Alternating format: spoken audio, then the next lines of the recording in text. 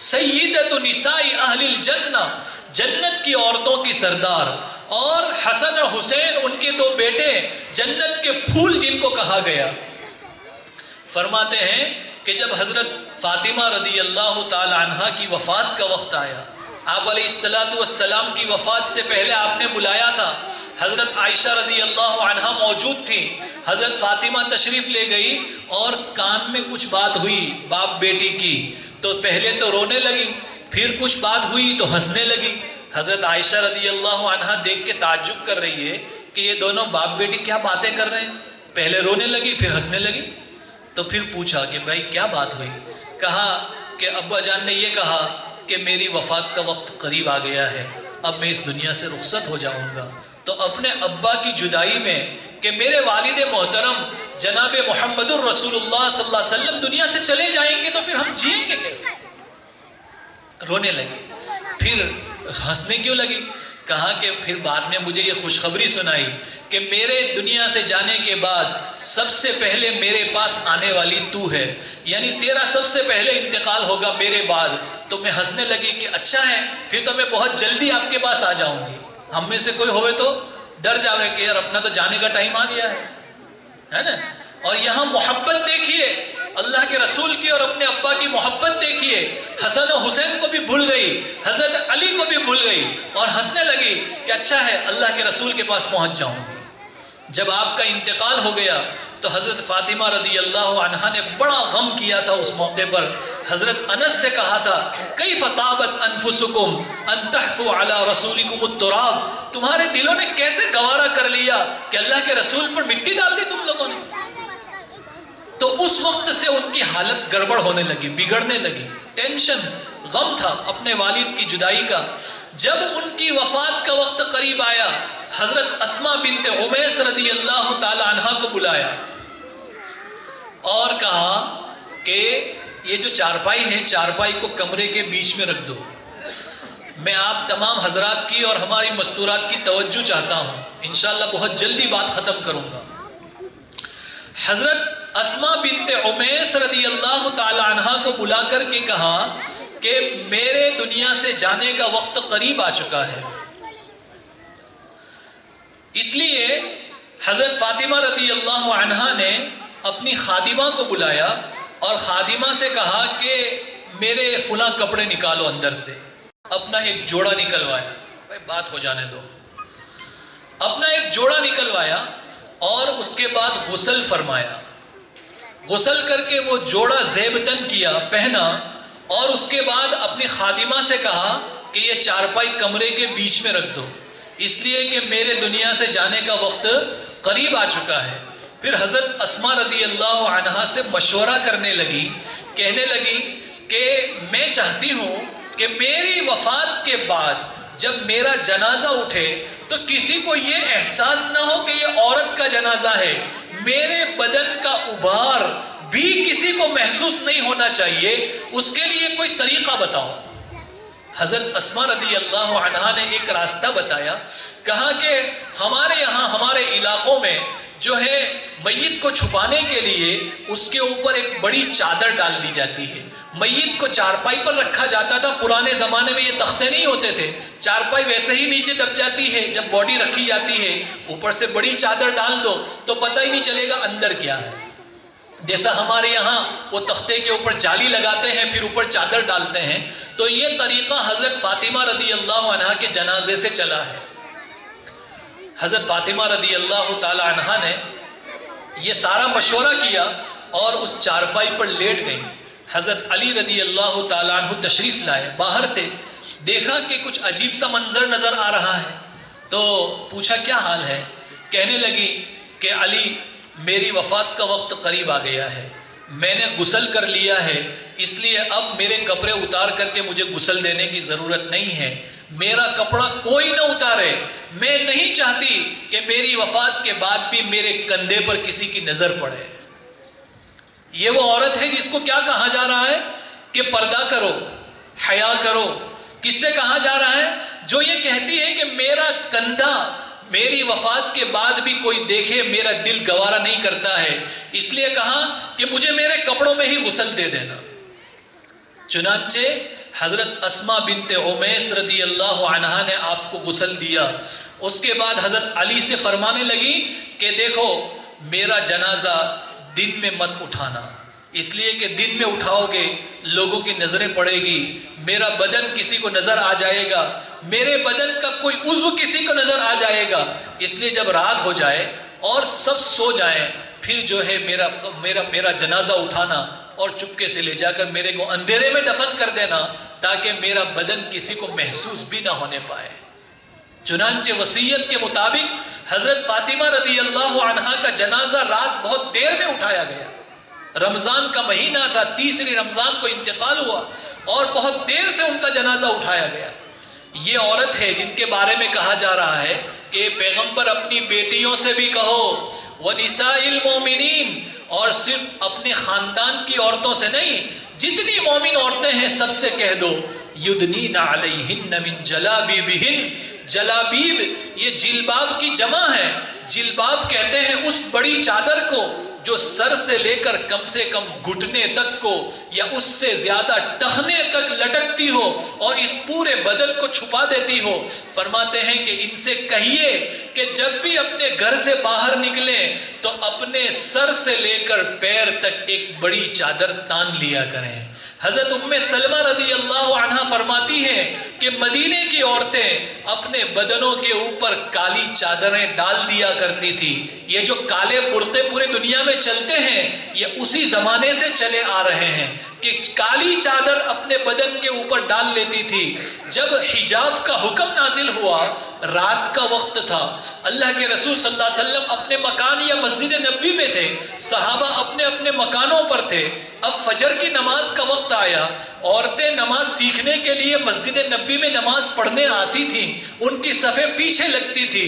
تو ایک صحابیہ جو ہے جن کو یہ پتا نہیں تھا کہ پردے کا حکم آ گیا ہے، اس لیے وہ اپنے عام لباس میں جو روزانہ پہنتی تھی مسجد نبوی میں اوڑھنی اوڑھ کر کے آ گئی.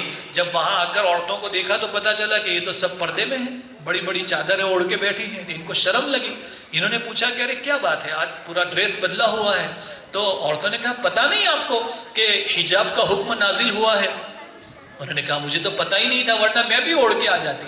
چنانچہ نماز ہو گئی فجر کی نماز کے بعد عورتیں گھر جانے لگی تو اس عورت نے، اس صحابیہ نے ایک چھوٹے سے بچے کو بلایا اور کہا کہ بیٹا جاؤ میرے گھر پہ جاؤ، وہاں فلاں ایک بڑی چادر رکھی ہوئی ہے وہ لے کر آؤ. تو ان کے شوہر نے کہا کہ ارے بھائی جب پتہ ہی نہیں تھا تو اتنا تکلف کرنے کی کیا بات ہے، بغیر پردے کے چلی جاتی، وہاں جا کے اوڑھ لیتی. جب پتہ نہیں تھا نا، آپ نے جان بوجھ کر تو پردہ نہ کیا ہو ایسا تو ہے نہیں، آپ کو تو پتہ ہی نہیں تھا مسئلے کا، اس لیے آپ بغیر پردے کے آ گئی تھی، بغیر پردے کے چلی جاتی. فرماتی ہیں میرا دل گوارا نہیں کرتا کہ اللہ کا حکم سننے کے بعد بغیر پردے کے گھر چلی جاؤ. یہ ہے ان عورتوں کا پردہ. اور آج ہمارا سماج، ہمارا معاشرہ ایسے لباس پہنتا ہے، میری ماؤں بہنوں، اس کے اوپر اللہ کے رسول صلی اللہ علیہ وسلم نے بڑی وعید بیان فرمائی ہے. آپ یہ مت سوچئے کہ ہم موجودہ زمانے کا اور ترقی یافتہ اور ماڈرن ڈریس پہنیں گے تو انشاءاللہ کامیاب ہو جائیں گے اور لوگوں کی نظروں میں بھی ہماری عزت بڑھ جائے گی. ایسا ہرگز نہیں ہوتا. جتنی شرافت پائی جاتی ہے اتنا بدن کو چھپایا جاتا ہے. جس میں جتنی حیا اور شرم ہوتی ہے وہ اتنے زیادہ اپنے بدن کو چھپانے کی کوشش کرتے ہیں. اسی لیے اللہ کے رسول صلی اللہ علیہ وسلم نے خاص طور پر اپنی ازواج مطہرات کو اس کی تلقین فرمائی کہ بھائی یہ سب سے زیادہ حیا والی عورتیں تھیں. فرمایا ایک مرتبہ ام سلمہ رضی اللہ عنہ فرماتی ہیں استيقظ رسول اللہ صلی اللہ علیہ وسلم ذات لیلۃ فقال سبحان اللہ ماذا انزل من الفتن. آپ علیہ السلام رات میں بیدار ہو گئے، گھبرا کر کے اچانک کھڑے ہو گئے. ام سلمہ رضی اللہ عنہ کی باری تھی اس لیے وہ روایت نقل کرتی ہیں اور کہنے لگے ارے بڑے بڑے فتنے آسمان سے اتر رہے ہیں، بڑے بڑے فتنے آسمان سے اتر رہے ہیں. پھر آپ نے فرمایا ایقظوا ذوات الحجر، یہ حجرے میں جتنی ہماری ازواج مطہرات سوئی ہوئی ہیں، امہات المومنین سوئی ہوئی ہیں، ارے ان کو جگاؤ، یہ سونے کا وقت نہیں ہے، اٹھ کے اللہ کے سامنے رونے اور گڑ گڑانے کا وقت ہے کہ فتنوں کا زمانہ شروع ہو چکا ہے۔ یہ کب کہا جا رہا ہے؟ 1450 سال پہلے کہہ رہے ہیں کہ فتنوں کا زمانہ آ گیا، اور آج ہم لوگ کہتے ہیں کہ دل کا پردہ کر لو تو کافی ہے، بدن کا پردہ کرنے کی ضرورت نہیں ہے۔ تو دل تو اللہ نے پردے میں پہلے سے رکھا ہوا ہے، اس کو کون سا پردہ کرائیں گے آپ؟ ارے بھائی بات سمجھ رہے ہیں؟ اس لیے جو ہمارے مرد حضرات بیٹھے ہیں، میں ان لوگوں سے بھی اس لیے مخاطب ہوں کہ آپ کی عورتوں کا لباس آپ کی غیرت کی گواہی دیتا ہے کہ آپ کے اندر غیرت باقی ہے کہ مر چکی ہے۔ اس لیے اپنی عورتوں کو پردہ کروائیے۔ آپ نے کیا فرمایا آگے؟ رب کاسیۃ فی الدنیا عاریۃ فی الآخرہ، بہت سی عورتیں ایسی ہوگی جس نے دنیا میں کپڑے تو پہنے ہوں گے لیکن آخرت میں بغیر کپڑے کے جہنم میں جائے گی۔ یہ کون سی عورتیں ہوں گی؟ کپڑے تو ہر ایک پہنتا ہے، لیکن یہ وہ عورتیں ہوگی جو کپڑے پہننے کے باوجود کپڑے کے مقصد سے خالی ہوگی۔ کپڑا جس مقصد سے پہنا جاتا ہے وہ اس مقصد سے پہنا جاتا ہے کہ بدن کو چھپائے، اور بدن کا جو ہے، بدن کے جو اعضاء ہیں وہ اس کے اندر ایسے دب جائیں اور چھپ جائیں کہ کسی کو کوئی احساس ہی نہ ہونے پائے۔ آپ کا چہرہ اس طرح چھپ جائے کہ آنے جانے والا کوئی بھی پہچاننے نہ پائے۔ لیکن آنے والے زمانے میں آپ نے فرمایا ایسی عورتیں ہوگی کہ کاسیات عاریات، کپڑے تو پہنیں گی لیکن کپڑے پہننے کے باوجود ان کا حال ایسا ہوگا گویا کپڑا پہنا ہی نہیں ہے، کہ پورا سارا بدن ہی اس میں سے چھلک رہا ہے۔